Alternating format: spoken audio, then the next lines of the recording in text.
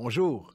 Aujourd'hui, à quelques jours de Noël, notre thème, les 7 paroles de Noël.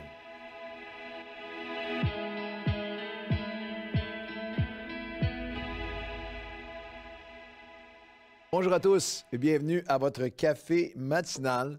Nous allons faire une pause de notre série dans les évangiles, chapitre par chapitre. Déjà, si vous n'avez pas, vous avez manqué les épisodes ou si vous ne le saviez pas, vous vous joignez à nous. Vous êtes plusieurs milliers à vous joindre à nous de mois en mois. C'est tellement une bénédiction. Nous avons entrepris de traverser tous les évangiles, les 4 évangiles. En janvier, on reprend, mais d'ici la fin de l'année, quelques messages sur les textes de Noël qui sont vraiment magnifiques. On va regarder ça ensemble aujourd'hui. Nous allons être dans l'évangile de Matthieu 1 et 2 et Luc 1 et 2, les textes de Noël. Et notre thème, c'est les 7 paroles de Noël, les 7 paroles prophétiques. Dieu a donné 7 paroles prophétiques entourant la naissance de Jésus. C'est intéressant parce que Jésus a aussi prononcé 7 paroles de la croix que nous avons exploré autour de Pâques ensemble, autour de la crucifixion. Et le chiffre 7 dans la Bible est le chiffre de ce qui parle de ce qui est complété, ce qui est parfaitement accompli, le chiffre de Dieu, les 7 jours de la création et les 7 paroles. Il y a 7 paroles, j'ai remarqué et j'ai été fasciné par le fait qu'il y a 7 paroles prophétiques avec 7 personnages dans les récits de Matthieu 1 et 2 et Luc 1 et 2 qui parlent entourant. La parole prophétique, c'est littéralement Dieu qui nous parle. Alors, nous avons une opportunité de découvrir ensemble de quoi Dieu parlait, de quoi Dieu parle, quelle est la parole de Dieu autour de la naissance de son Fils Jésus. C'est 7 personnes qui ont donné ou reçu cette parole prophétique. La parole prophétique, c'est Dieu qui nous parle. Voici de quoi Dieu parle à Noël pour la naissance de son Fils. Et je pense que c'est important pour nous, pour guider, nous ramener, refocaliser nos cœurs sur ce à quoi nous devrions penser, ce qui devrait vivre dans nos cœurs, ce qui devrait, de l'abondance de nos cœurs, devenir nos paroles. Que les paroles, c'est de ça que je devrais parler, c'est de ça que je devrais me préoccuper, c'est de cette préoccupation de Dieu que je devrais me préoccuper. Peut-être que je vous donne un devoir. Je vous invite à lire, c'est pas long à faire, lire Matthieu 1 et 2, Luc 1 et 2 et essayez de les découvrir. On va en faire une aujourd'hui, une autre dans le prochain café. On va faire les 7 d'ici la fin de l'année. Mais j'aimerais juste que dans les prochains cafés matinaux, alors juste que vous puissiez les lire et essayer d'identifier ces 7 paroles prophétiques de Jésus, de la naissance, autour de la naissance de Jésus. Et dans chacune de ces paroles prophétiques, il y a un mot-clé qui émerge, qui capte notre cœur, notre attention dans chacune de ces paroles prophétiques. Alors, j'ai appelé ça les 7 paroles prophétiques de Noël. La première, c'est une parole de salut qui nous parle du salut. Noël, c'est le salut offert en Jésus-Christ. C'est une parole qui a été donnée dans l'Évangile de Luc, chapitre 1, à Zacharie, qui est le père de Jean-Baptiste. Et Zacharie est marié avec Élisabeth. Ils sont avancés en âge. Ils ne peuvent pas toutes ces années avoir d'enfants. Et dans Luc, chapitre 1, nous lisons au verset 5, « Au temps d'Hérode, roi de Judée, il y avait un sacrificateur nommé Zacharie, de la classe d'Abia. Sa femme d'entre les filles d'Aaron s'appelait Élisabeth. Tous deux étaient justes devant Dieu, observant de manière irréprochable tous les commandements et toutes les ordonnances du Seigneur. Ils n'avaient pas d'enfants, parce qu'Élisabeth était stérile, et ils étaient tous, l'un et l'autre avancés en âge. Et là, alors qu'il est dans le temple en train de servir le ciel, le messager du ciel va dire à Zacharie, l'ange lui dit, « Ne crains pas, Zacharie, car ta prière a été exaucée. Ta femme Élisabeth t'enfantera un fils et tu lui donneras le nom de Jean. » C'est Jean-Baptiste. Je crois que Zacharie était un homme de sagesse parce qu'il y a un côté qui m'a fait sourire. Lorsque l'ange lui annonce tout ce que Jean-Baptiste, son fils était pour être, Zacharie dit à l'ange au verset 18, Luc 1, 18, « À quoi reconnaîtrai-je cela? Car je suis vieux, mais ma femme est avancée en âge. » Je trouve que c'est un homme sage, parce qu'il n'a pas dit que sa femme était vieille. Non, non, elle est simplement avancée en âge. Bon conseil à tous les maris qui sont époux depuis de nombreuses années. Votre épouse n'est jamais... Vous pouvez être vieux, mais votre épouse fait juste avancer en âge, en beauté, en charme, et etc. Je viens de vous sauver beaucoup de difficultés, les maris, la leçon de Zacharie. Alors moi, je suis vieux, elle est avancée en âge. Et une des choses qui est tellement intéressant de Zacharie, c'est qu'il était vraiment incrédule. Il pose ici la question, à quoi cela? Comment est-ce que ça va prendre place? Comment est-ce que tout ça peut arriver?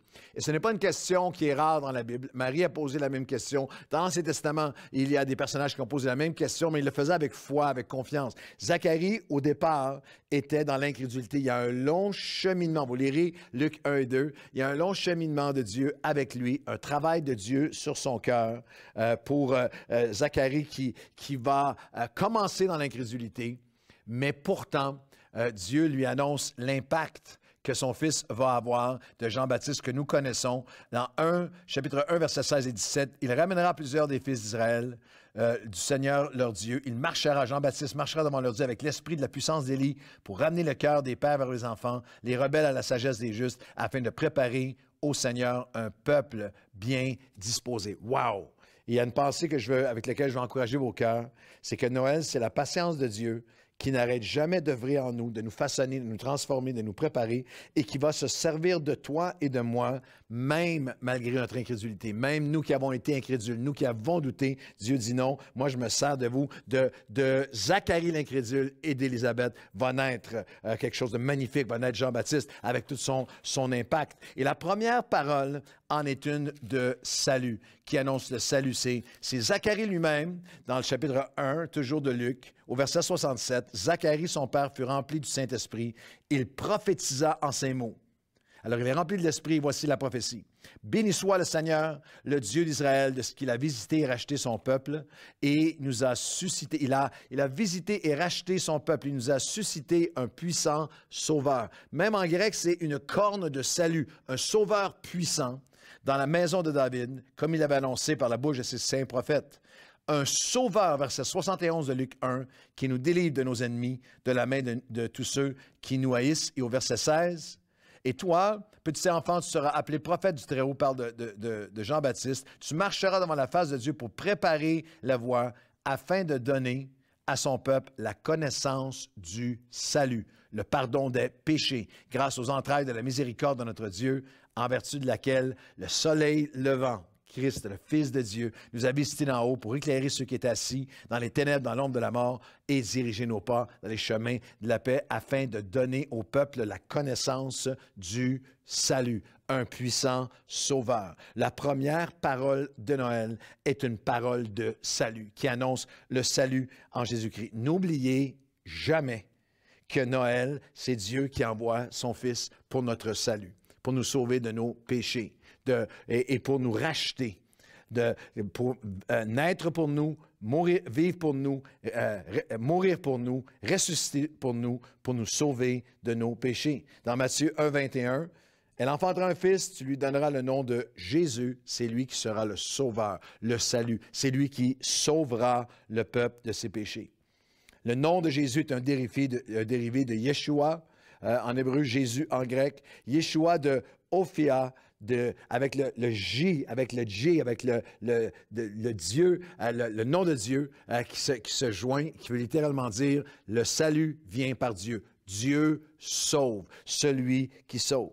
Dans l'étymologie, vous avez aussi le je suis, le je suis en hébreu, et Jésus qui a déclaré je suis.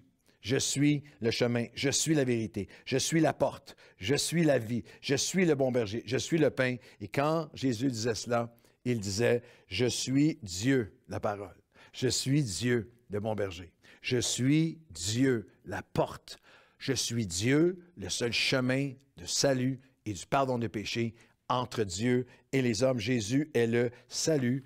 Et mes amis, Noël, ça doit être dans nos cœurs et dans nos bouches, une refocalisation vers le salut. Il est possible pour vous et moi de traverser Noël en entier sans avoir cette simple parole du salut que, quel que soit tout le reste, il y a quelque chose à Noël qui ne peut jamais nous être enlevé, qui doit revenir, refocaliser, retrouver sa place dans nos cœurs et nos pensées.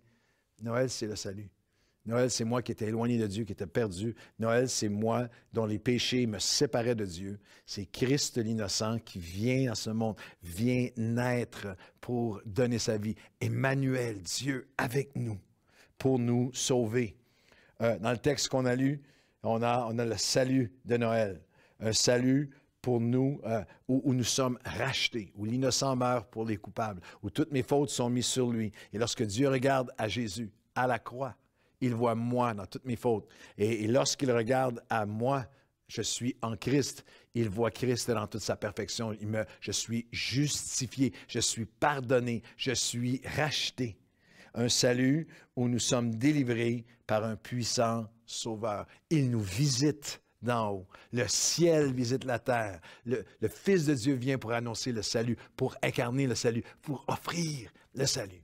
Quels que soient les cadeaux que je vais recevoir ou pas recevoir, quels que soient les millions que tu peux acquérir, que quelqu'un peut acquérir dans sa vie, il y a quelque chose qu'il ne peut pas acheter, qu'elle ne peut pas acheter. Tu ne peux pas acheter le salut qui pourvoit une vie abondante sur cette terre et une vie éternelle avec Dieu par la suite. Un salut où nous sommes délivrés de nos ennemis. Un salut où nos péchés sont pardonnés. Un salut où les entrailles de la miséricorde de Dieu. C'est tellement magnifique.